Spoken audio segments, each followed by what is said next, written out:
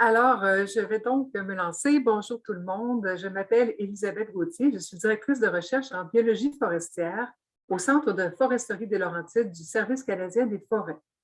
Je suis aussi, depuis plusieurs années, c'est un rôle qui me tient vraiment à cœur, la marraine des bourses Vladimir A. Smirnov pour le CFL. J'aimerais d'ailleurs tout de suite vous présenter et remercier chaleureusement Josiane Lamarche, qui agit comme coordonnatrice pour toutes les activités touchant les bourses Smirnov. Donc, merci à vous tous de vous joindre à nous en mode virtuel pour cette portion de la remise des bourses, édition 2021. Je vous rappelle que ces bourses sont offertes via un partenariat entre le Centre de foresterie des Laurentides, la Société d'entomologie du Québec et la Société de protection des plantes du Québec. Ces bourses, d'une valeur de 3 000 chacune, visent à soutenir les lauréats dans la poursuite de leurs études universitaires au cycle supérieur dans le domaine de l'entomologie forestière et de la pathologie forestière, même si cette année, tous les deux viennent de l'entomologie. Donc, encore cette année, ce partenariat a été très fructueux puisque nous avons reçu plusieurs candidatures de grande qualité. Il a fallu débattre chaudement. Et maintenant, je vais céder la place aux candidats. Donc, comme à chaque année, nous aurons le plaisir de les entendre, nous présenter leur projet de recherche. Et je vais me permettre de les présenter avant de leur céder la parole. Donc, on va commencer par Nicolas Bédard. Nicolas a débuté une maîtrise à l'automne 2020 sous la direction de David Potier de l'Université Laval et de Christian Hébert du Centre de foresterie des Laurentides. Son projet porte sur la lutte contre la tordeuse des bourgeons de l'épinette et l'impact de différents scénarios d'utilisation du BTK sur la biodiversité des insectes. Je le laisse nous en dire davantage. À toi, Nicolas. Excellent.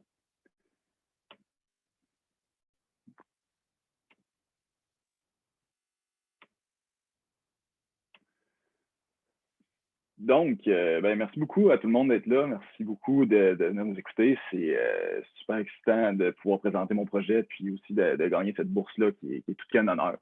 C'est d'autant plus excitant parce qu'en ce moment, je suis à Baie-Comeau. Je suis sur le terrain de recherche pour récolter les données pour ce projet-là. Donc, c'est super le fun de pouvoir partager ce que je vis au quotidien, puis ma réalité en ce moment avec des gens du milieu.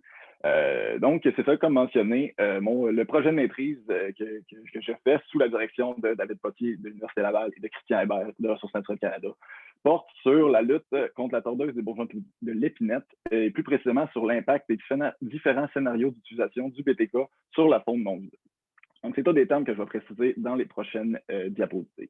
Premièrement, évidemment, il faut connaître la tordeuse des bourgeons de l'épinette, que je vais appeler la TBE ou la tordeuse pour le reste de la présentation pour sauver un petit peu de temps. Cet insecte-là, en fait, c'est un papillon, c'est un lépidoptère qui est phytophage puis qui s'attaque principalement aux conifères. Et c'est le principal défoliateur en Amérique du Nord. Donc, c'est une espèce qui est indigène, puis la particularité de cette espèce-là, c'est qu'elle connaît des épisodes d'épidémie très intenses qui reviennent aux 25 et 40 ans. Puis, c'est problématique, entre autres pour la production forestière, mais aussi pour l'habitat des nombreuses espèces qui utilisent la forêt, entre autres dont le caribou forestier, qui est une espèce protégée, mais aussi de beaucoup d'autres animaux, puis beaucoup d'autres utilisateurs. Pour se faire les yeux sur ce qu'est la TBE, ça ressemble à ça. Donc, c'est un petit papillon, 1 ou 2 cm, pas plus, avec la chenille qui est la principale responsable de la défoliation. Donc, on a pu retracer dans les dernières années les différentes épidémies de TBE qui ont eu lieu dans les 200 dernières années. Il y en a eu environ 6. La dernière s'est terminée en 1996 environ. Puis en ce moment, depuis 2006, on connaît une autre épidémie. On est en plein dedans en ce moment. Donc, on peut voir de quoi ça a l'air la répartition de cette espèce. Donc, il y a déjà plus de 13 millions d'hectares de forêt qui ont été touchés par l'épidémie actuelle. C'est très gros. On voit que la Côte-Nord était énormément touchée, mais qu'il y a aussi des gros foyers dans l'Ouest, puis en Gaspésie. Donc, on est en plein dans la grosse période épidémique. Puis, dans la vie, au Québec, ce qu'on utilise principalement pour lutter contre la tordeuse des bourgeons de l'épinette, c'est le BTK, qui est en fait l'acronyme pour Bacillus thuringiensis, la sous-espèce Kurstaki, qui est un bioinsecticide, en fait, qui est une bactérie naturellement présente en forêt, puis qui cible spécifiquement les lépidoptères. Donc, on l'utilise sous forme d'arrosage aérien, puis oui, elle est présente naturellement, mais on la synthétise pour l'utiliser vraiment à plus grande échelle. Puis, son mode d'action va agir sur les intestins des chenilles, donc des larves des papillons, puis va stopper leur alimentation par le biais d'une toxine. Puis c'est comme ça que ça nous permet de lutter contre ce gros ravageur-là. La méthode standard qui était utilisée jusqu'à présent pour l'arrosage, c'était en fait un arrosage intensif quand on observait une défoliation qui était supérieure à 50 sur les pousses annuelles pour un territoire. Quand on observait ça, on se mettait à arroser très intensément jusqu'à ce qu'on réatteigne la valeur seuil de 50 Puis l'objectif derrière cette méthode-là, c'était vraiment de préserver la croissance des arbres, donc leur permettre de croître dans un contexte d'épidémie pareil. Soit dit en passant, le BTK est aussi utilisé pour la spongieuse qui fait des problèmes en ce moment, beaucoup en Amérique du Nord, notamment dans le sud du Québec. En 2021, c'est une grosse problématique pour nos forêts de feuillus. Là. Il y a un grand surplomb de la population. Donc, c'est une autre espèce qui est utilisée avec le BTK. Puis, en fait, ce qu'on réalise avec la réalité de 2021 et des dernières années, en fait, c'est que la stratégie d'arrosage n'est peut-être plus adaptée à nos besoins qu'on cherche à avoir. Les enjeux actuels, c'est plus orienté vers un maintien des arbres en vie et non un maintien de leur croissance, ce qui fait en sorte que des arrosages intensifs n'étaient peut-être pas nécessairement les plus adaptés pour lutter contre cette espèce-là. Donc, c'est un peu dans cette optique-là que la SOPFIM a mis un territoire expérimental pour tester différents scénarios. Depuis 2010, donc ça fait 10 ans que différents scénarios sont testés pour voir s'il n'y aurait pas des alternatives plus avantageuses d'utilisation du BTK. Donc, si on reprend la carte depuis tantôt, avec la répartition, le territoire expérimental de la SOPFIM est placé sur la côte nord, donc de ce secteur-là. Puis, plus précisément, ça donne cette carte-ci. Donc, c'est situé entre Forestville, qu'on ne voit tout juste pas au bas de la carte, puis Port-Cartier, dans le haut à droite. Puis, ce secteur-là, en fait, il y a 19 sites avec 3 parcelles expérimentales sur chaque site. Et chaque site mesure 100 hectares et va subir un des 5 différents traitements qui sont mis en place par du BTK. Donc, parmi les différents traitements, on a une absence totale de traitement. Donc, si on laisse l'épidémie complètement se dérouler, on a un traitement fait tous les 3 ans, tous les 2 ans. On utilise aussi la méthode standard pour avoir le comparatif, donc celle qui est utilisée avec le seuil de 50 de défoliation. Puis, finalement, ils ont été mis en place un arrosage très intensif pour avoir l'extrême du gradient. Ce qui fait en sorte que, justement, sur chaque site, on a pu étudier les différentes caractéristiques forestières qui varient selon ce gradient d'arrosage. Puis, en fait, le contexte mis en place par la SOPFIM offre l'opportunité de répondre à beaucoup de questions qui sont pas très, très claires dans ce qui est de l'étude de la tordeuse des bourgeons de l'épinette, parce que les différents gradients d'utilisation du BTK, puis les différentes densités des épidémies vont influencer la structure forestière, va énormément avoir d'effets sur les plantes qui sont présentes, sur la taille de la forêt, sur le taux de mortalité, tout ça. Puis, ça va avoir des effets sur la faune qu'ils utilisent, notamment le caribou forestier, qui est un grand utilisateur de la forêt boréale, mais aussi sur beaucoup d'autres organismes qui ne sont pas nécessairement visés par le BTK ou qui vont avoir des impacts sur son utilisation. Puis, il n'y a pas beaucoup d'études qui couvrent ces conséquences-là. Il n'y en a pratiquement pas, ni sur l'impact de la faune non visée, ni sur l'utilisation à long terme du BTK, ni même sur comment le reste de la biodiversité va varier dans une épidémie non contrôlée. Puis, c'est exactement là-dedans que notre projet s'imbrique, donc pour répondre à ces interrogations-là. En gros, ce qu'on voulait voir, c'est évaluer les différentes stratégies d'utilisation du PTK, puis leurs effets sur la faune non visée pour un peu plus éclairer les stratégies de gestion, puis prendre des décisions plus dans une perspective d'aménagement durable dans les forêts affectées par la TBE. Plus précisément, on va aller mesurer l'impact des protections du milieu par les différentes stratégies d'utilisation du BTK sur les lépidoptères non visés par le traitement. Donc, on vise la tordeuse des bourgeons de l'épinette. Par contre, le BTK va cibler tous les lépidoptères, puis les populations peuvent être amenées à varier directement à cause de cette utilisation de ce bioinsecticide-là.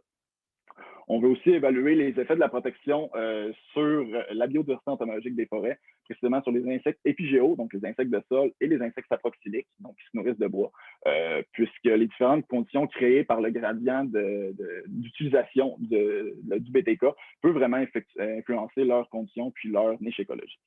Puis finalement, à l'opposé, on veut évaluer l'impact d'une épidémie non contrôlée de TBE. Donc, s'il n'y a pas d'utilisation du BTK, comment ces mêmes communautés d'insectes-là vont varier, puis comment la biodiversité va être affectée dans un contexte où la tordeuse est vraiment laissée à son plein cours. On utilise les insectes non seulement parce que c'est des organismes très, très, très intéressants, mais aussi parce qu'ils sont omniprésents en milieu forestier, sont responsables d'énormément de rôles de processus écologiques majeurs, puis c'est les organismes les plus diversifiés sur Terre. Au Québec, on a 26 000 espèces d'insectes, donc ça donne vraiment beaucoup de données pour étudier et pour pouvoir sortir des tendances au travers de ça. Les différents pièges qu'on a utilisés le long du même site d'études, donc sur les 19 parcelles, vont cibler chacun certains groupes d'insectes. Premièrement, on utilise le piège Lumina, qui a été développé par le CFL, qu'on peut voir dans la photo de droite complètement. Donc, ce piège-là, c'est un piège lumineux qui va fonctionner de nuit, qui va attirer les insectes, les papillons de nuit. Donc, il est posé en hauteur dans les arbres, puis les papillons qui sont ciblés directement par le PTK vont être échantillonnés dans ce piège. On utilise aussi des pièges fausses qu'on peut voir à droite complètement. Pour les besoins de la photo, pour les besoins de la présentation, le piège a été sorti pour qu'on voit un petit peu plus son fonctionnement. Mais ces pièges-là vont chercher à inventorier des insectes impigéaux, donc les insectes de sol, parce qu'avec la défoliation de la tordeuse, la mortalité causée par ça, il y a beaucoup plus de matière en décomposition qui vont tomber au sol, puis les insectes de litière peuvent être menés à être influencés par les différentes conditions. Donc, c'est ces insectes-là qui vont être échantillonnés par ce type de piège. Puis finalement, le piège à impact est le dernier piège qu'on a utilisé. Donc, ce piège-là est déposé dans les parcelles pour inventorier des insectes qui volent. Donc, ce piège-là utilise quelques sortes d'attractifs, notamment le tuyau gris qu'on voit au centre, qui va imiter les troncs d'arbres.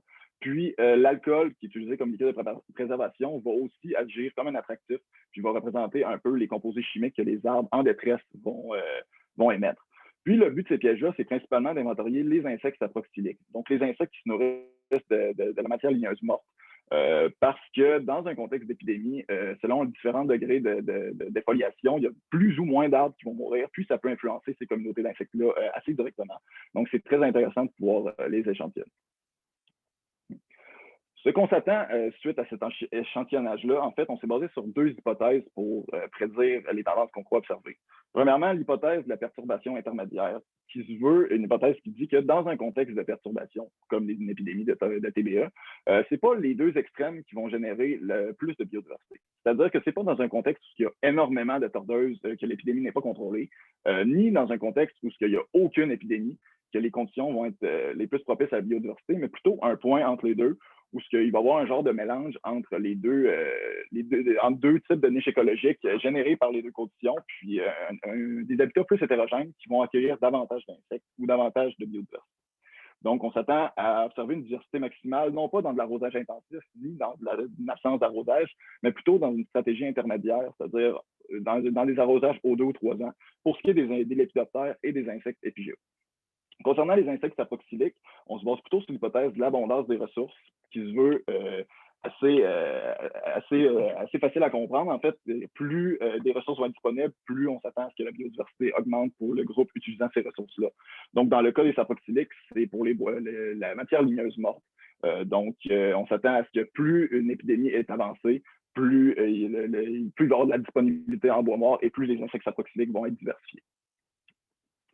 Puis, ce qui est pour la suite, donc comme je mentionnais, je suis sur le côté en ce moment à faire les récoltes. Donc, ce qui reste à faire pour le projet, en fait, en ce moment, c'est finir les récoltes, premièrement. On espère en faire 6 cet été, espacés à tous les 2 semaines, pour vraiment cibler le spectre d'utilisation, le spectre d'activité des insectes, qui fait environ de juin à août, du moins pour la majeure partie.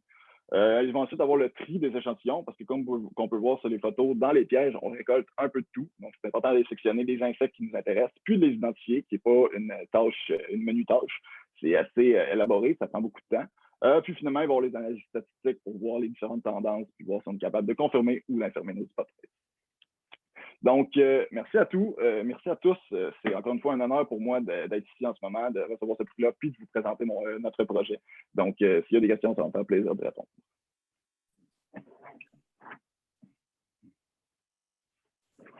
Merci beaucoup, Nicolas.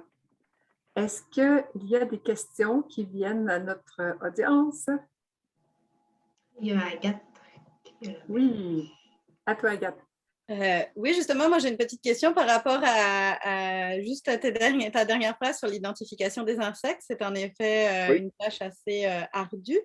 Là, actuellement, est-ce que tu l'as fait de façon vraiment traditionnelle, critères morphologiques, description, ou est-ce que tu passes par des outils plus moléculaires, parce qu'il y a quand même pas mal d'outils qui ont été développés à ce niveau-là? En fait, on a quand même une bonne expertise au Centre de foresterie des Laurentides pour ce qui est de la morphologie. Donc, et puis, on a aussi une bonne expérience dans ce territoire-là. Donc, il y a beaucoup d'espèces qu'on est habitué de croiser. Puis, la grande majorité, on peut passer par la morphologie. C'est sûr que, comme qu'on voit en photo, d'ailleurs, les staphylins, c'est un monde en soi identifié. C'est vraiment, pour ceux qui connaissent peut-être moins, les staphylidés, c'est une famille de coléoptères extrêmement diversifiée, particulièrement au Québec. Donc, dans la forêt boréale, il y a beaucoup, beaucoup d'espèces. C'est parmi les insectes qu'on ramasse le plus, puis qu'on va utiliser. Donc, c'est pas exclu du tout d'utiliser la méthode moléculaire. Pour l'instant, c'est pas nécessairement prévu, mais c'est certain que si l'opportunité est là, c'est tout à fait faisable, c'est tout à fait concevable à faire. Merci. Merci, Nicolas. En effet, on a un grand passionné des staphylidés au CFL qui a passé sa vie à disséquer ces petits grains de riz là, pour Oui, oui. Un grand passionné. Alors, merci beaucoup de ta présentation. Si on n'a pas d'autres questions, je vais donc passer à la présentation de Marc-Antoine. Alors, Marc-Antoine Leclerc est notre deuxième lauréat. Il a débuté un doctorat à l'automne 2018 sur l'évaluation de la variabilité historique des épidémies de tordeuses des bourgeons de l'épinette, encore la TDE, sur celle des feux de forêt et sur les interactions entre ces deux perturbations. Et ce doctorat, il le fait sous la direction d'Olivier Blarquez de l'Université de Montréal, Martin Simard de l'Université Laval et Hubert Morin à l'UQAC, qui vient de réussir à surmonter des pépins techniques et à se joindre à nous. Alors, Hubert, je voulais vous offrir, si vous vouliez dire un petit mot, puisque vous n'avez pas pu être là un peu au début pour parler de votre étudiant. Si vous voulez juste en profiter, allez-y.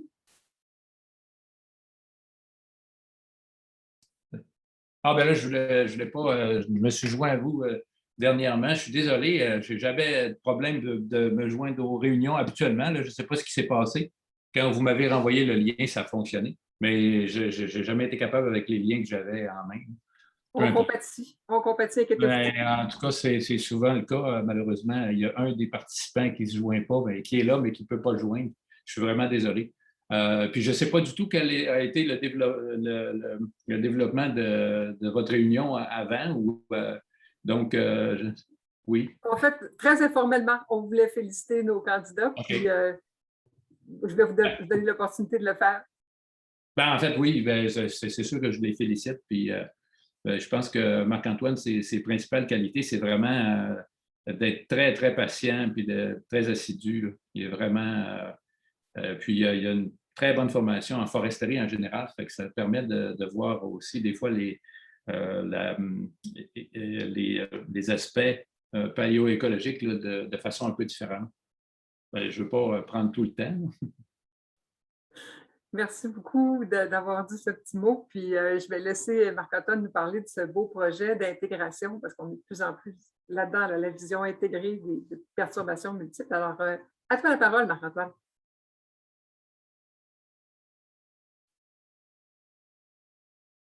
Bon, bien, merci beaucoup. Voyez-vous la présentation?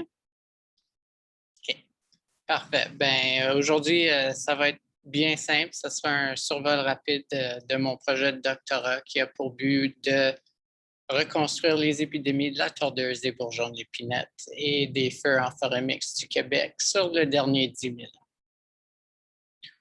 Donc, une mise en contexte. Dans le fond, les perturbations naturelles sont nécessaires au bon fonctionnement de la forêt boréale puisque ces perturbations-là vont influencer la structure ainsi que la composition des peuplements sur diverses échelles spatiales et temporelles. Ceci dit, pour avoir une forêt en santé qui est productive et résiliente, les plans d'aménagement ainsi que la gestion de la forêt devraient refléter ces régimes de perturbation-là en question. Mais survient la question de quel régime, quel est notre point de référence, surtout dans le contexte des changements climatiques qui pourraient venir bouleverser les régimes qu'on connaît depuis le dernier 200-400 ans. De là vient une solution possible d'utiliser une reconstruction multimillénaire. Et donc, ceci nous donnerait la chance de déterminer la variabilité dans le régime de la tordeuse ainsi que le feu sur une vaste échelle temporelle. Et de plus, en regardant ces deux perturbations individuelles, nous permettrait aussi d'observer l'interaction entre les deux. Et ceci nous donnerait, dans le fond, une meilleure compréhension du système et ensuite nous permettrait de développer des meilleurs plans d'aménagement ou des stratégies de gestion comme telles. Puis une dernière chose, c'est une première. C'est la première fois qu'on reconstruit ces régimes de perturbation-là sur le dernier 10 000 ans. Donc, pour ce faire, je planifie d'utiliser les sédiments lacustres. Dans le fond, c'est le sédiment qui se retrouve dans le fond des petits lacs profonds et ceci nous permettra de reconstruire les épidémies et les feux sur une vaste échelle temporelle. Pour ce faire, je vais utiliser un nouveau paléoindicateur, les écailles de papillons. Ce sont une structure de chitine très abondante puisqu'on retrouve une centaine de milliers par papillon. Ces écailles sont bien conservées dans les environnements anaérobiques tels que les sédiments lacustres. Et de plus, cet indicateur-là nous permettrait de créer des chronologies plus complètes et fiables puisqu'ils sont très abondantes et bien conservés comparés à d'autres macrofossiles tels que les fésès ou les capsules céphaliques. Alors, ceci dit, c'est un proxy prometteur pour reconstruire les populations de la tordeuse. Et pour ce qui est des feux, je planifie utiliser les charbons que l'on retrouve dans les sédiments lacustres. Vu que les écailles sont un nouveau proxy, je planifie utiliser une approche multi-proxy qui a pour but d'améliorer notre interprétation de l'accumulation de ces écailles-là. Et donc, en utilisant les cartes écoforestières pour caractériser les peuplements autour des lacs actuels ainsi que ce qu'on retrouvait au cours des années 70, en tandem avec les centres de croissance des arbres situés directement autour des lacs, je pourrais comparer ceci aux accumulations qu'on retrouve dans le sédiment. Et donc, un petit exemple ici. Nous voyons dans le haut qu'il y a l'accumulation des écailles sur le dernier environ 200 ans et nous voyons que les pics d'accumulation sembleraient quand même très bien correspondre avec les épidémies du 20e siècle, soit en 1915, 1950 et 1980. De plus, on retrouve ce signal-là dans le signal dendrochronologique avec la réduction dans la croissance des cernes. Alors, une fois qu'on peut bien interpréter ces accumulations-là dans le récent, nous pouvons passer un peu plus à long terme. Alors, voici un exemple jusqu'à présent que j'ai des accumulations de charbon et d'écailles sur le dernier 5000 ans à travers différentes phases climatiques. Ce sont des données brutes. Alors, tout ce que je peux vraiment dire, c'est qu'on voit qu'on retrouve des écailles et des charbons tout au long du profil et qu'ils sont présents à travers ces différentes phases climatiques. Mais pour ce qui est de la fréquence des événements et de l'interaction, des analyses beaucoup plus poussées devront être faites. Donc, ceci dit, on pourra utiliser des chronologies multimillénaires pour approfondir notre compréhension de nos écosystèmes à travers ces différentes phases climatiques-là. Et une fois armé de ce savoir, on pourra utiliser ceci pour mieux gérer les pertes possibles causées par les épidémies ou mieux gérer les épidémies en général. Je tiens à remercier mon directeur, mes co-directeurs, ainsi que mon labo. Mais voilà, c'est tout. S'il y a des questions. Merci beaucoup, Marc-Antoine. Alors, des questions pour notre lauréat. J'en aurais une. Donc, merci beaucoup, Marc-Antoine, très intéressant. Pour ce qui est de la carotte, je me demandais, bon, tu peux reculer jusqu'à 10 000 ans dans le temps dans une carotte. Comment, juste pour bien comprendre la chose, puisque ce n'est pas un domaine que je connais bien, mais quelle est l'épaisseur qui serait pour 10 ans, admettons, dans ta carotte, et justement par rapport à la grandeur totale, en fait? Parce que j'essaie de voir comment les écailles s'accumulent là-dedans, mais est-ce que tu es capable vraiment d'aller bien creuser et de trouver toutes les écailles dans un petit laps de temps? Tu dis, ça fait 10 ans et donc je peux savoir combien il y en a. C'est ça que tu fais, en fait? Bien, dans le fond, ce qui arrive, c'est un peu compliqué, point de vue, avoir une résolution plus fine, parce que ce qui arrive avec le sédiment, c'est que le sédiment en surface est moins compressé que ce qui est en profondeur. Donc, ce qui arrive, c'est qu'on essaie de couper notre carotte à une résolution d'1 centimètre, mais ce qui arrive, c'est que le centimètre en surface, lui, ne représente pas le même laps de temps que le centimètre dans le fond de la carotte. Fait qu'ensuite, dans le fond, c'est ça. Fait que, mettons, 1 centimètre en surface représenterait peut-être 8 à 10 ans, mais dans le fond, lui, il pourrait représenter 20, voire 30 ans. Là. Fait que ce qui arrive, c'est que même si physiquement on coupe ça à une épaisseur égale, cette épaisseur-là représente une différente période de temps, de là des modèles statistiques pour venir créer une fenêtre constante là, que l'on puisse ensuite mieux interpréter ce qu'un pic représente pour combien de temps, là, dans le fond. Si j'ai bien répondu à ta question. Oui. Non, c'est très clair. Je comprends très bien ce que tu veux dire. Merci beaucoup. Merci beaucoup, Marc-Antoine. Est-ce que je ne sais pas si je vois bien toutes les mains? Non, je ne vois pas d'autres mains levées. Alors, je vais donc vous remercier. D'abord, commencer par féliciter encore une fois nos lauréats, remercier la SPPQ et la SEQ, nos précieux partenaires, et vous tous qui avez assisté aux présentations. Je vais me permettre une petite publicité. Donc, s'il y a des étudiants qui nous écoutent, pensez à soumettre votre candidature à l'édition 2022 des bourses Smirnoff. Et même chose pour les professeurs, n'hésitez pas à en parler autour de vous. Et sur ce, je vous dis à l'année prochaine.